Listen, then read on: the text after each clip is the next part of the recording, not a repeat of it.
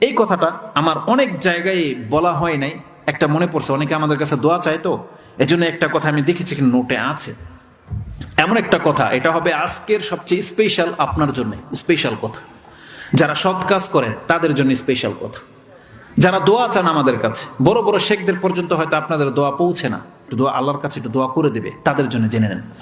আপনি যদি সৎকর্মশীল হন, আপনি সালাত আদায় করেন, সৎ লোক যদি হন, আপনি আপনার ঘরেও যদি বসে থাকেন না, আপনি যদি মরে গিয়ে কবরের কোথাও চলে যান না, আকাশের কোথাও যদি আপনাকে লটকিয়ে রাখা হয়, এই পৃথিবীর মধ্যে যত মানুষ সৎ লোক আছে যারা দোয়া করে, তার একটা ভাগ আপনার কাছে পৌঁছে যাবে অটোমেটিকলি। আপনাকে চাইতে হবে না, অটোমেটিকলি পৌঁছে যাবে। জানেন এই কথা কোথায় আছে? ইমাম মুসলিম তার সালাতের অধ্যায়ে এই কথাটা এনেছেন। হাদিস নাম্বারটা আমি আপনাকে বলে দিই, যাতে আপনি গিয়ে খুঁজে পান বা বুঝতে আপনার জন্য সহজ হয়। একজন মুত্তাকি বান্দার সাথে আল্লাহ সুবহানাহু ওয়া তাআলা কি করেন, সুবহানাল্লাহ। হাদিসটা 783-তে রয়েছে।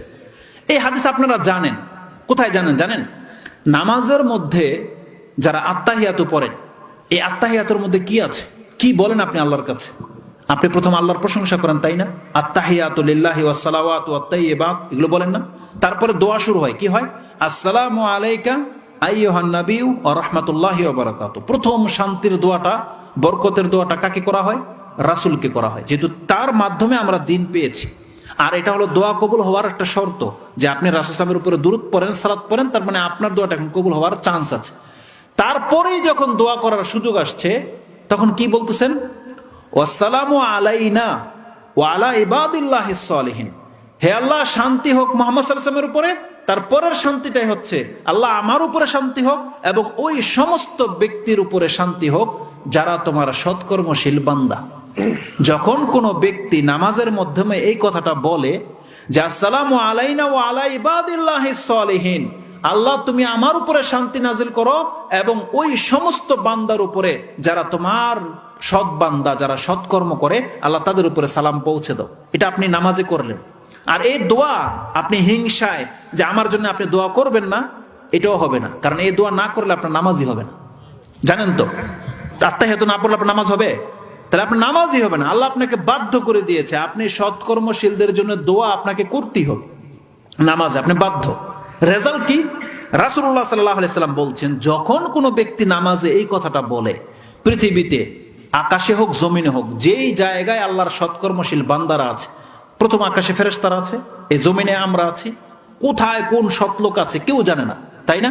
রাসূলুল্লাহ বলছেন, এইযা ফাইজা কালাহা, যখন কোন ব্যক্তি জুমলা বলে দেয়, আসাবাত কুল্লু আবদিন লিল্লাহি সালিহিনা ফিস সামাই ওয়াল আরদ, আল্লাহর কোন সৎ বান্দা আকাশের যেখানে থাকুক না কেন, জমিনের যেখানে থাকুক না কেন, কোন বান্দা যখন নামাজ এইভাবে শান্তির দোয়া করে দেয়, তার আমল নামায় আল্লাহ সেই দোয়া পৌঁছে দেয়। সুবহানাল্লাহ।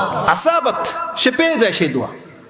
অতএব আপনারা অনেক সময় দোয়া চেয়েছে আমরা কাউকে পাই না, আমাদের জন্য দোয়া করুক। আল্লাহ বলছেন কারো চাইতে হবে না, কারো পাইতে হবে না। বান্দা তুই সৎকর্মশীল হয়ে যাও, তুমি সৎকর্মশীল হয়ে যাও। আমি পৃথিবীতে হাজারো মুসলিমদেরকে, মুসল্লিদেরকে, যাদের দোয়া কবুল হয়ে থাকে, আমি নামাজীদেরকে লাগিয়ে দিয়েছি, তারা তোমার জন্য দোয়া করতেছে প্রতিনিয়ত।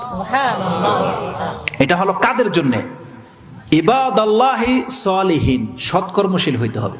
এই জন্য আপনি যদি সৎকর্মশীল হন, তাহলে অটোমেটিকলি আপনার ঘরে বসেও আপনি সেই দোয়া পেয়ে যাচ্ছেন। আল্লাহ যেন আমাদেরকে সেই সমস্ত সৎকর্মশীলদের অন্তর্ভুক্ত হওয়ার তৌফিক দান করে। আমার অনেকগুলো কথা ছিল, যেহেতু বলেছি যে সম্ভবপর তো না, ইনশাআল্লাহুল আজিজ সেটা আরেকটা কোনো বক্তব্যের মধ্যে আমরা উল্লেখ করব।